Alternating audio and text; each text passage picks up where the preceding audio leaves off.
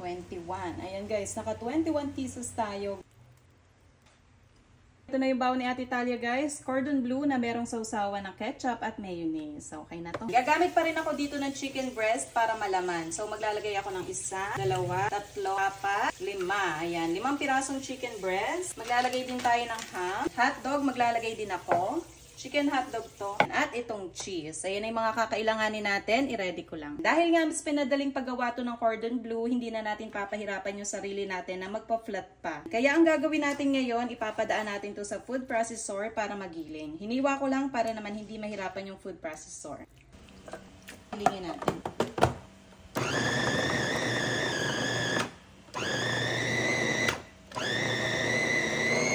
Okay na yan. Huwag naman masyadong giling na giling.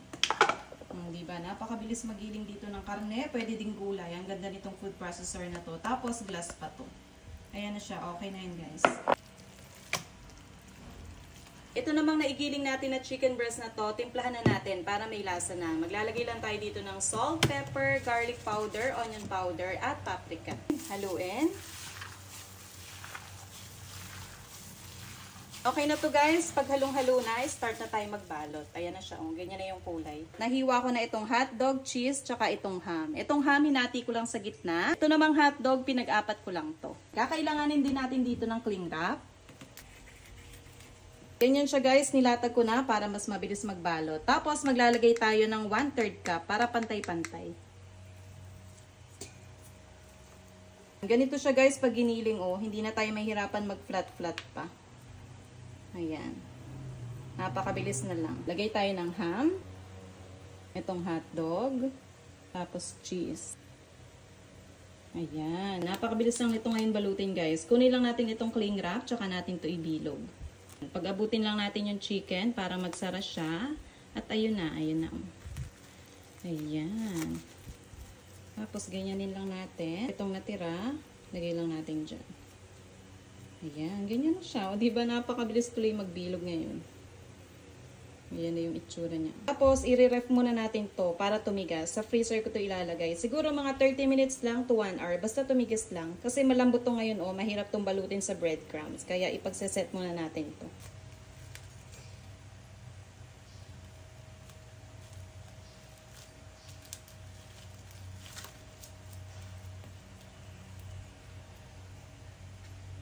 Naubos ko na guys at eto na yung nagawa ko. Diba? Nakakatuwa. Ang dami kong nagawa. Ito na yung 5 pirasong pitso ng manok.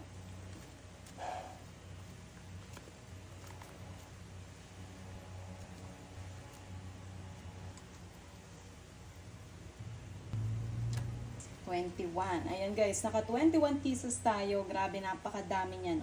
Tapos i-slicein pa yan ng maliliit. Kaya talagang napakadami. Diba? Lagay muna natin sa freezer. Mga 30 minutes lang to 1 hour. Basta tumigas lang, okay na yun. Makalipas naman yung 1 oras lang. Ayan, ganito na yung itsura niya guys. Matigas na siya, kaya hindi na tayo mahirapan magbalot. Tanggalin lang natin itong cling wrap at babalutin na natin yan sa harina, egg at breadcrumbs. Madali lang naman itong tanggalin dito sa cling wrap. Ayan, diba? Ganito siya katigas guys, kaya madali na lang itong balutin ngayon sa breadcrumbs. Ito palang harina at egg, tiniplahan ko din to ng salt at pepper. I-coat muna natin dito sa harina, sunod egg, at breadcrumbs. Kasi itong cordon bleu naman na to guys, bago natin to i-stock sa freezer, kailangan naka-coat na siya sa breadcrumbs. Para kung maisipan nyo man magluto nito, ipiprito nyo na lang. Guys, wala na pala akong container na mapaglalagyan. Kaya ang gagawin ko na lang, lalagyan ko na lang ng plastic labo. Kada layer. Ayan, ganyan. Para pag tumigas to, hindi siya mahirap kunin. Hindi magkakadikit-dikit. Tapos, lagay lang ulit tayo. Ayan. Plastic labo ulit. Ubus ko na. Napag-stockan ko na kasi kaya wala na akong mapaglalagyan. Kaya kung maubusan din kayo, ganito na lang yung gawin nyo. Ayan. So, sobrang taas nito, wala nang takip. Kaya lalagyan ko na lang din ng plastic labo. Ayun, pumwede naman. Ayan, okay na to guys. Stock na natin to sa freezer. Naglabas ako ng 2 kasi mamaya magpiprito ako.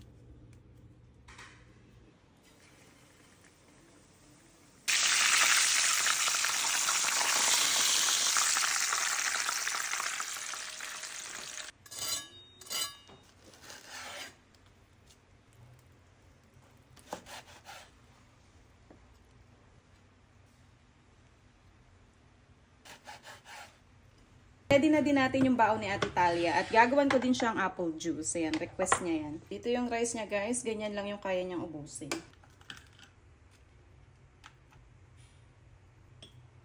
Lagyan din natin siya ng sausawan. Ketchup at mayonnaise yung gusto niya.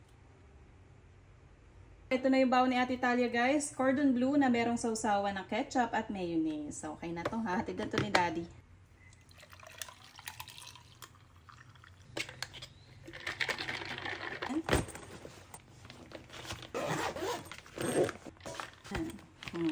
Okay na yung baon ni Ate Talia.